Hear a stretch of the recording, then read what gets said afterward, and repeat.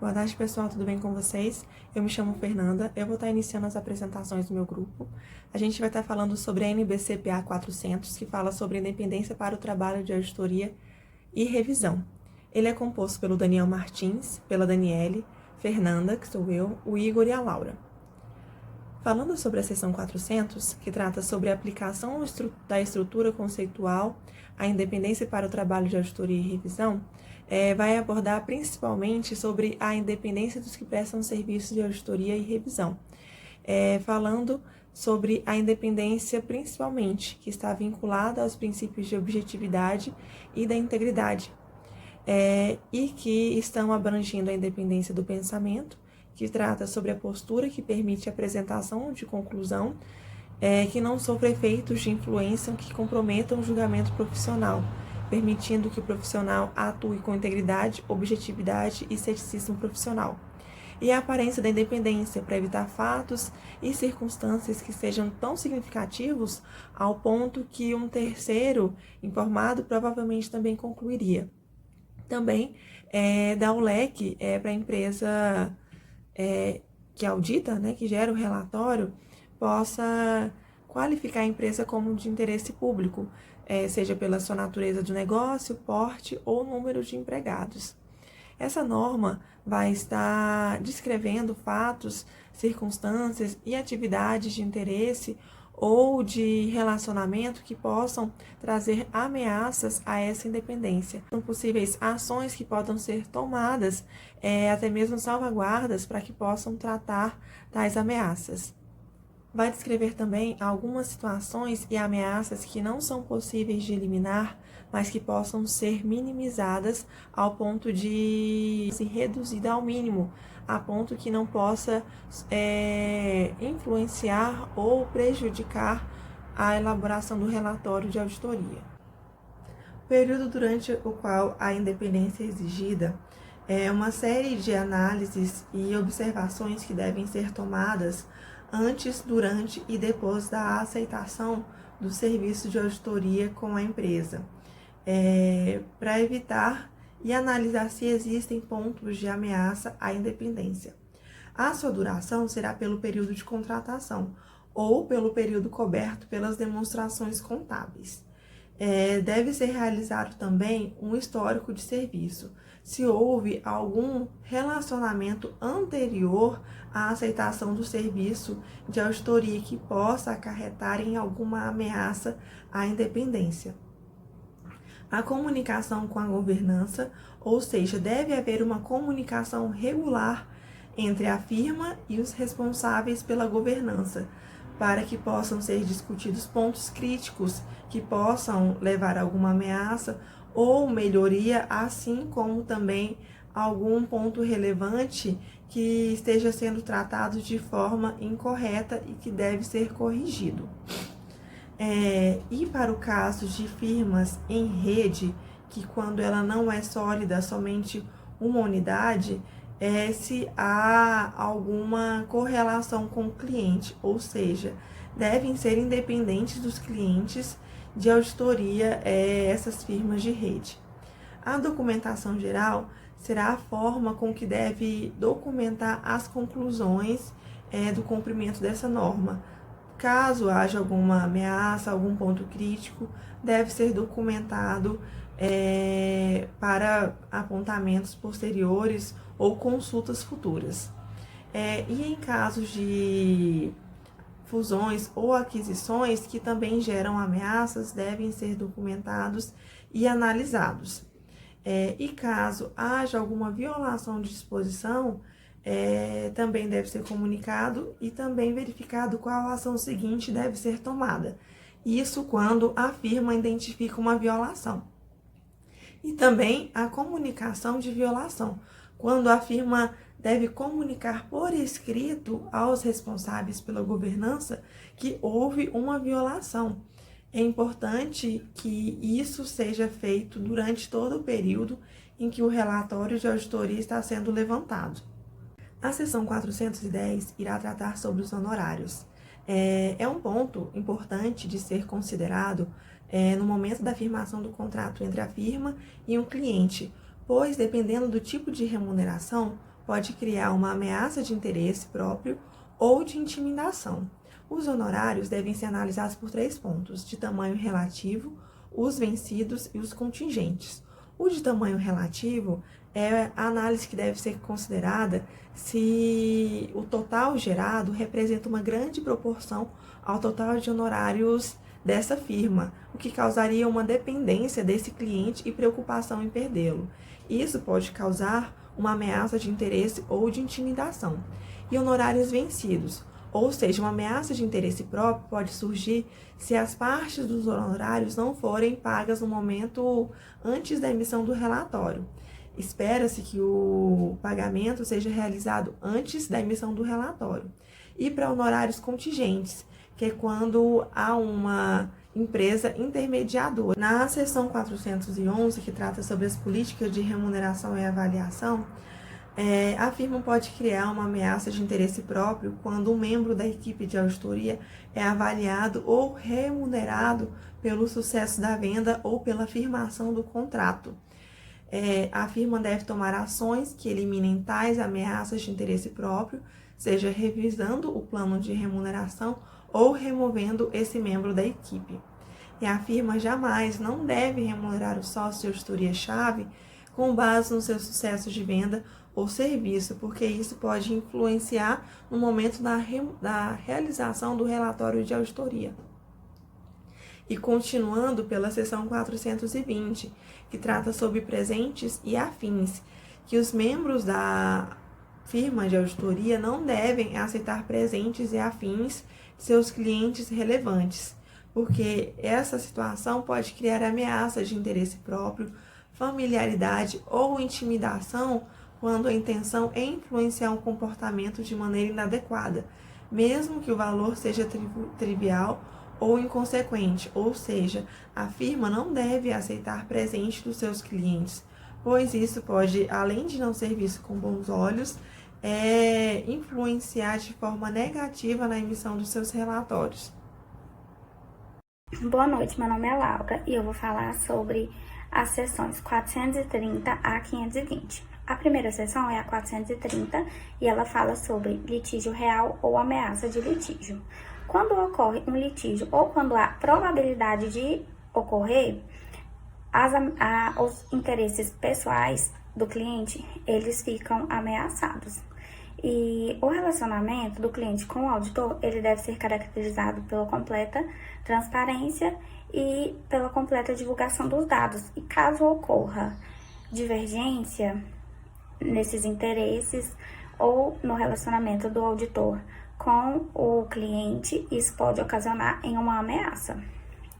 Os fatores relevantes para a avaliação do nível dessas ameaças é a materialidade desse litígio e se o litígio se refere a algo que ocorreu na auditoria atual do cliente ou se foi algo que aconteceu em auditorias anteriores. Se esse litígio ele ocorre com algum dos membros da equipe de auditoria, o recomendado é remover essa pessoa da equipe. E uma das ações que pode resguardar o auditor de situações como essa é ele revisar o seu trabalho por completo antes de entregar. A revisão ao trabalho realizado, ela pode resguardar o auditor de situações como essa. A próxima seção a ser estudada é a seção 510, que trata do interesse financeiro do cliente e de que forma esse interesse pode vir a ser uma ameaça ao interesse próprio do cliente. Para analisar a relevância e para poder avaliar essa ameaça ao interesse próprio do cliente, são levadas em conta 3 questões. A primeira é o papel da pessoa que faz parte do financeiro, a pessoa que detém o interesse financeiro, se esse interesse financeiro ele é direto ou indireto e a materialidade desse interesse financeiro. Nesse slide, eu coloquei em destaque alguns dos interesses financeiros que devem ser analisados. O primeiro são os interesses financeiros detidos pela firma, por firma em rede, por membros da equipe de auditoria, entre outros. Não deve existir interesse financeiro direto ou indireto relevante para o cliente pela firma ou por firma em rede.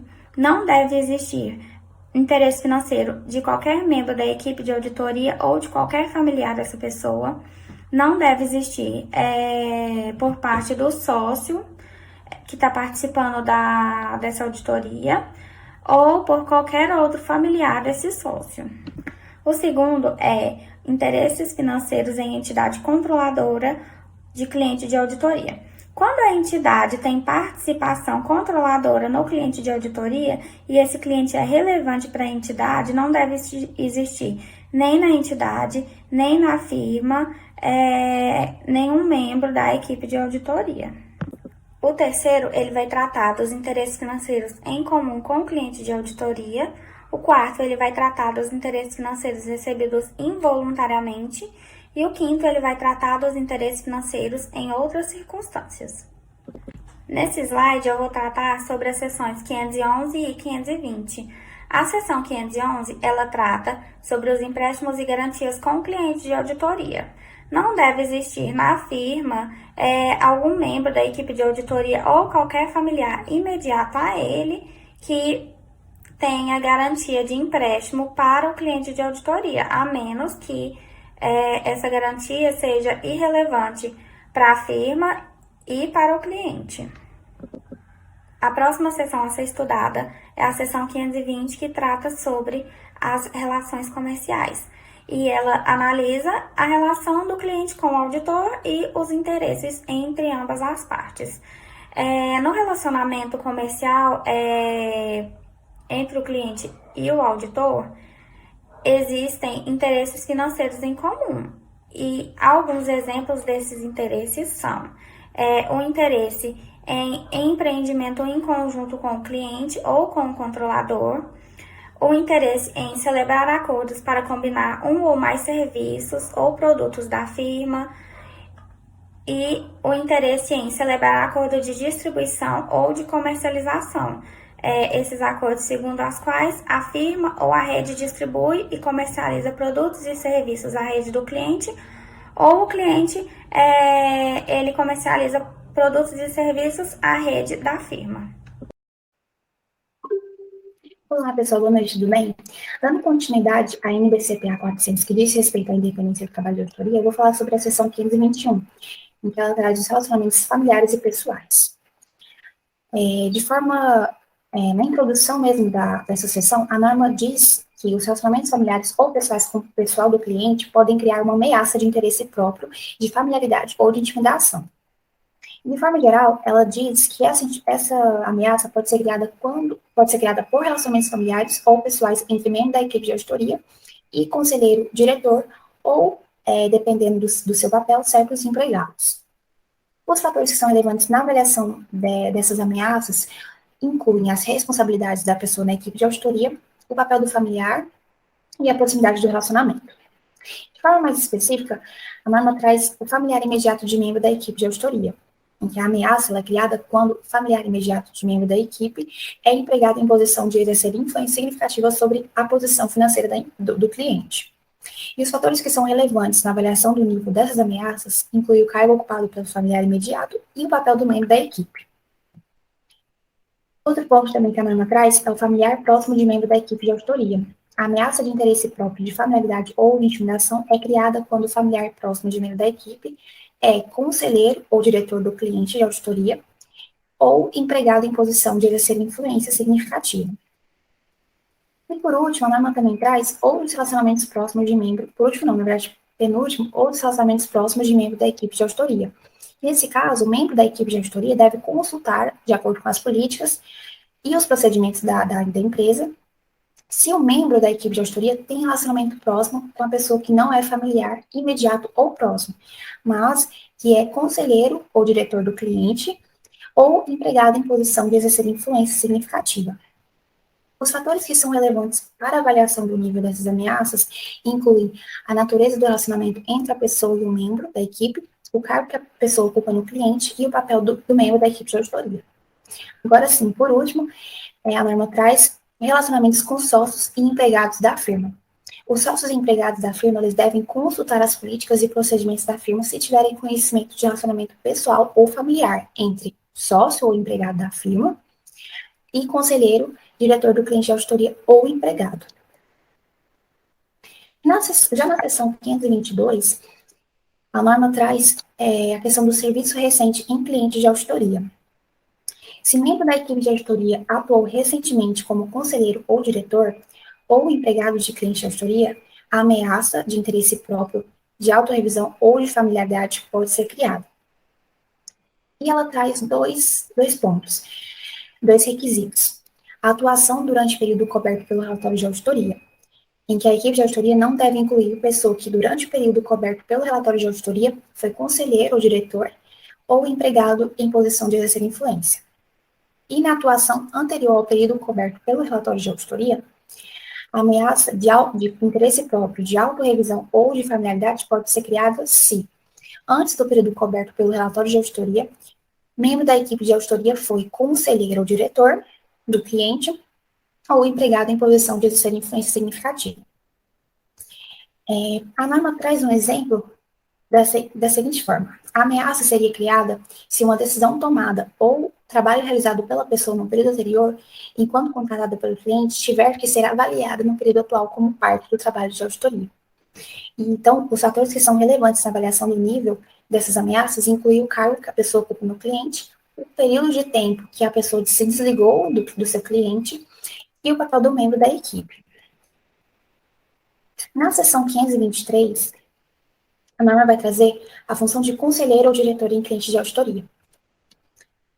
Atuar como conselheiro ou diretor de cliente de auditoria cria ameaças de autorrevisão e de interesse próprio.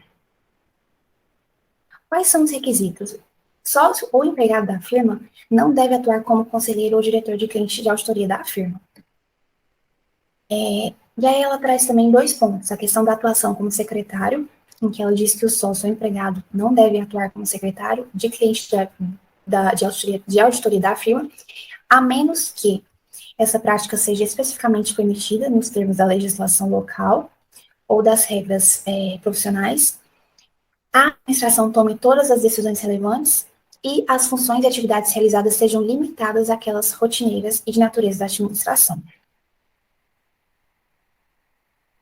Bom, na seção 524, ela cita a questão do emprego em clientes de auditoria.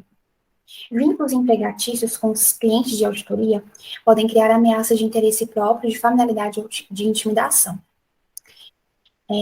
A ameaça de familiaridade ou de intimidação pode ser criada se qualquer uma das pessoas a seguir tiver sido membro da equipe de auditoria, sócio da firma ou da firma em rede, que são conselheiro ou diretor e empregado em posição de exercer influência. Há algumas restrições aí, sócio ou ex-membro da equipe de auditoria. A firma ela deve assegurar que não continua havendo um vínculo significativo entre a firma e ex-sócio que foi contratado por cliente de auditoria, ex-membro da equipe de auditoria,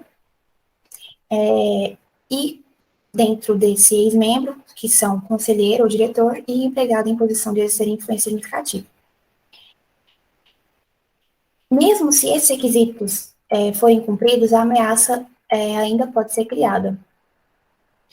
Ela pode ser criada se ex-sócio da firma foi contratado pela entidade para cada um dos cargos descritos nesses itens que eu citei, e a entidade tornou-se posteriormente cliente da auditoria da firma. Nessa seção, os fatores que são relevantes na avaliação dessas ameaças incluem o cargo que a pessoa assumiu no cliente, o envolvimento que a pessoa terá com a equipe de auditoria, o período de tempo decorrido desde que a pessoa deixou de ser membro da equipe e o cargo anterior da pessoa na equipe de auditoria. Ela também traz exemplo de ações que podem ser salvaguardas no tratamento dessas ameaças, que é modificar o plano de auditoria, designar pessoas para a equipe de auditoria com experiência suficiente em relação à pessoa que foi contratada e revisão por revisor.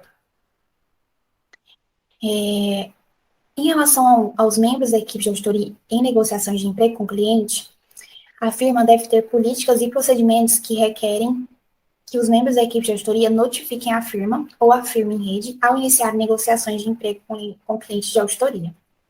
E nesse caso, a ameaça ela é criada quando o membro da equipe de auditoria participa do trabalho de auditoria, sabendo que o membro da equipe de auditoria será contratado ou pode ser contratado pelo cliente em algum momento no futuro. E um exemplo de ação que pode eliminar essa ameaça é a remoção da pessoa na equipe de auditoria. E ela também traz a questão de cliente de auditoria que são entidades de interesse público, que são sócios-chave da auditoria. Se a pessoa que foi sócio-chave da auditoria, com relação ao cliente de auditoria, que é entidade de interesse público, é contratada pelo cliente como conselheiro ou diretor, ou empregado em posição de exercer influência significativa, há uma ameaça de interesse próprio. Na questão do sócio principal, sócio-diretor da firma, a pessoa que foi sócio principal ou sócio-diretor da firma é contratado pelo cliente de auditoria, que é a entidade de interesse público, como conselheiro ou diretor e empregado em posição de exercer influência significativa, a independência fica comprometida, a menos que tenham decorrido 12 meses desde que a pessoa foi sócio principal ou sócio-diretor. E, por fim, combinação de negócios. Com exceção dos itens anteriores, a independência não está comprometida se as circunstâncias escritas nesses itens surgirem em decorrência da combinação de negócios e o cargo não foi levado em consideração na combinação de negócios, quaisquer benefícios ou pagamentos devidos ao ex-sócio pela firma foram totalmente liquidados, a menos que tenham sido efetuados de acordo com acordos fixos pré-determinados, o ex-sócio não continua a participar ou não aparenta participar dos negócios, e a firma discute o cargo do ex-sócio do cliente de auditoria com os responsáveis pela governança. Então, pessoal, agora eu vou falar um pouquinho sobre a seção 600 da norma. Ela fala sobre a prestação de serviços que não são de asseguração para cliente de auditoria. O que significa isso, né? Não ser de asseguração para cliente de auditoria? São serviços, por exemplo, consultoria contábil, consultoria tributária, assessoria. São serviços que criam uma ameaça tão significativa que nada poderia reduzir essa ameaça a um nível aceitável. Claro, existem algumas exceções ao longo do vídeo, né? Eu vou explicar algumas dessas exceções, mas basicamente é isso. São serviços que colocam a independência firma de auditoria cliente em risco. A norma traz alguns desses serviços, aprofunda mais sobre eles. Eu vou estar trazendo aqui para vocês cada um deles, né, falar um pouquinho mais sobre eles. O primeiro deles é a elaboração de registros contábeis. Essa elaboração de registros contábeis ela pode criar uma ameaça de autorrevisão. O que seriam esses serviços contábeis? Seria a elaboração das demonstrações contábeis, seria registro de transações, seria serviços de folha de pagamento.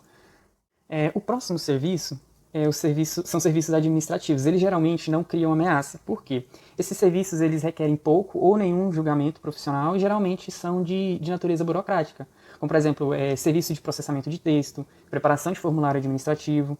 Então, são serviços que ele geralmente não cria esse tipo de ameaça. Então, o próximo é o serviço de avaliação. Esse serviço de avaliação ele pode criar ameaça de autorrevisão e de defesa de interesse do cliente. O que são esses serviços, né? Esse serviço de avaliação consiste em desenvolver premissa em relação a acontecimentos futuros, né? As provisões. Então, consiste em você aplicar uma metodologia, aplicar uma técnica ou a combinação de ambos, né? Para realizar cálculo de um determinado valor ou uma gama de valores para o negócio como um todo. Então, isso cria uma ameaça de autorrevisão, né? Que você vai estar revisando algo que você já fez, e ameaça de defesa de interesse do cliente também.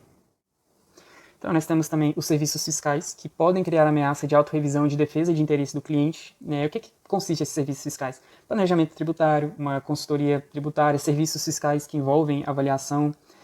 Mas tem uma parte da norma que diz que, por exemplo, a elaboração de declarações de impostos, ela geralmente não cria uma ameaça. Então, por exemplo, as DARFs, né, as declarações de arrecadação da Receita Federal, é um exemplo disso.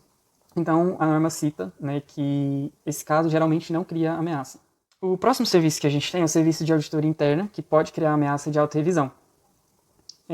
As atividades de auditoria interna podem incluir monitoramento de controles internos, exame de informações financeiras, operacionais, revisão do cumprimento das leis, das políticas, da administração e tudo mais. Então, isso pode criar uma ameaça de autorrevisão e também assumir uma responsabilidade que é da administração, né? A administração do cliente que é responsável por esse procedimento.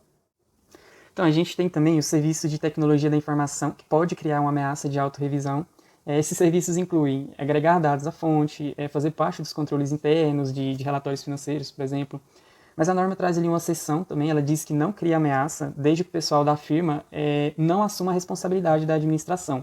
E traz alguns exemplos, né? O desenho e implementação de sistema de TI que não está relacionado com os controles internos dos relatórios financeiros que a firma emite, que o cliente emite, né? Desenho e implementação de sistemas de TI que não criam informações que formam uma parte significativa ali dos registros contábeis. Então, são algumas exceções que a norma apresenta para a gente também. Então, o próximo serviço que a gente tem é o de suporte a litígio. Ele pode criar uma ameaça de autorrevisão e de defesa de interesse do cliente. O que consiste esses serviços, né? assistência no gerenciamento de documentos, na recuperação de documentos, atuação como testemunha, incluindo o perito também, né?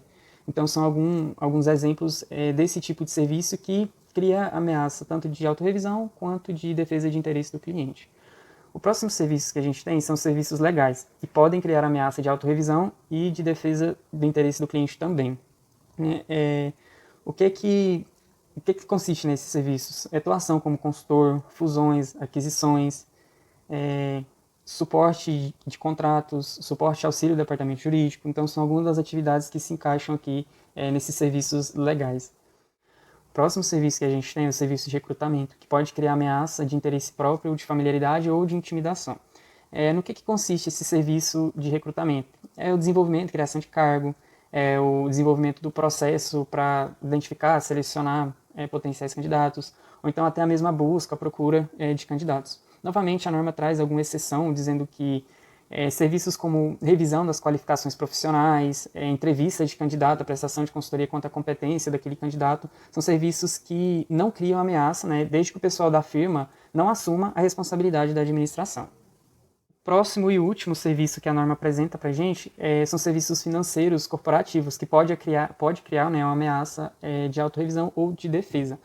Exemplos né, desse tipo de serviço: auxiliar o cliente de auditoria a desenvolver estratégias corporativas, aconselhar sobre a operação de alienação, auxiliar em operação de captação de recursos também. Então, são exemplos né, que se encaixam nesse tipo de serviço. Então, todos esses serviços, eles apresentam uma salvaguarda que podem ser usados no tratamento né, dessas ameaças. Eles consistem basicamente em usar profissionais que não são membros da equipe de auditoria para executar o serviço, né, pode tratar ameaça de autorrevisão e também de defesa, e também a revisão do trabalho de auditoria ou do serviço prestado né, por um profissional apropriado, qualificado, e que não esteve envolvido na prestação de serviço, também pode tratar a ameaça de autorrevisão. Seção 525. Designação temporária de pessoas. A firma deve cumprir com os princípios fundamentais, utilizando a seção 120 da NBC P6 100 para poder lidar com ameaças independentes. O empréstimo de pessoas para clientes de auditoria pode gerar ameaças de autorrevisão, de defesa ou de familiaridade. E aí, essa técnica, essa seção 525, visa mitigar esses riscos. Alguns exemplos: revisão adicional. Isso auxilia a reduzir a ameaça de autorrevisão. Não incluir o pessoal emprestado como membro da equipe de auditoria auxilia a reduzir a ameaça de familiaridade. E não transferir a responsabilidade de auditor ou qualquer outra função para o pessoal emprestado auxilia a reduzir a ameaça de revisão. A firma não deve emprestar pessoal, a menos que seja por pequenos períodos de tempos, que esse pessoal não possua responsabilidades administrativas e que o auditor seja responsável pela equipe e o pessoal não esteja envolvido na prestação de serviços que não são de asseguração e que não seriam permitidos nos termos da secção 600 e das suas subseções. Quando há um empréstimo de pessoal, isso pode gerar uma longa associação, ou seja, quando há um envolvimento prolongado, pode surgir ameaças de familiaridade e de interesse próprio. Esses interesses podem ser criados com a preocupação, como a perda de um cliente de longa data, relacionamento com o alto escalão da governança ou administração. E isso pode influenciar diretamente o julgamento de interesses próprios. Nesse caso, a empresa de auditoria pode criar processos a fim de mitigar esses riscos.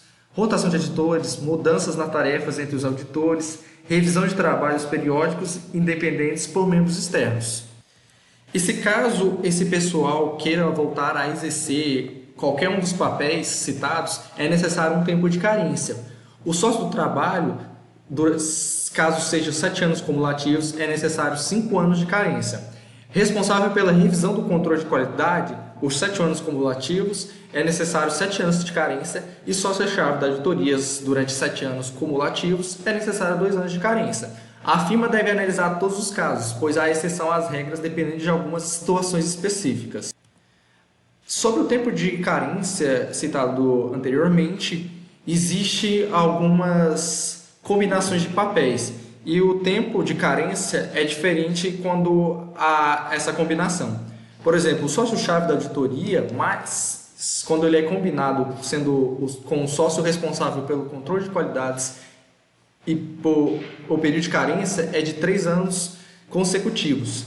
O sócio de trabalho mais responsável pela revisão de controle de qualidade do trabalho por 5 anos consecutivos ou 3 anos, caso qualquer outra combinação. Quando for entidades relacionadas à equipe de auditoria, deve identificar essas entidades na avaliação e tratamento de ameaças à independência. Redes e firmas em redes somente quando a firma acredita que possa gerar interesses e deve avaliar essa ameaça. Interesses financeiros, empréstimos e garantias, relações comerciais próximas a relações familiares e pessoais. A firma deve identificar, avaliar e tratar quaisquer ameaças à independência criadas por interesse e relacionamentos. Aqueles que prestam consultoria sobre os assuntos técnicos ou assuntos específicos do setor, transações ou eventos. Aqueles que efetuam o controle de qualidade para o trabalho, incluindo o que realizam a revisão do controle de qualidade do trabalho.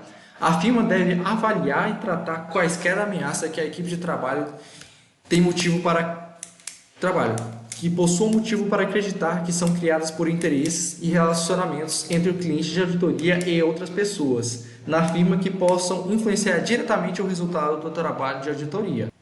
Outras pessoas na firma que possam influenciar diretamente o resultado do trabalho de auditoria, incluindo aquelas que recomendam a remuneração ou que exerçam a supervisão direta. Quando a firma realiza trabalho de auditoria elegível, a firma deve avaliar e tratar quaisquer ameaça que a equipe de trabalho tem motivo para acreditar que são criadas por interesses financeiros no cliente de auditoria. Quando a firma realiza trabalho de auditoria elegível, ela não deve deter interesse direto ou interesses indiretos relevantes no cliente de auditoria. Se a firma realiza trabalho de auditoria elegível e presta serviços que não é de asseguração para o cliente de auditoria, ela deve cumprir com as seções de 410 a 430 e a secção 600, incluindo as subseções sujeitas aos itens R800.7 e R800.9.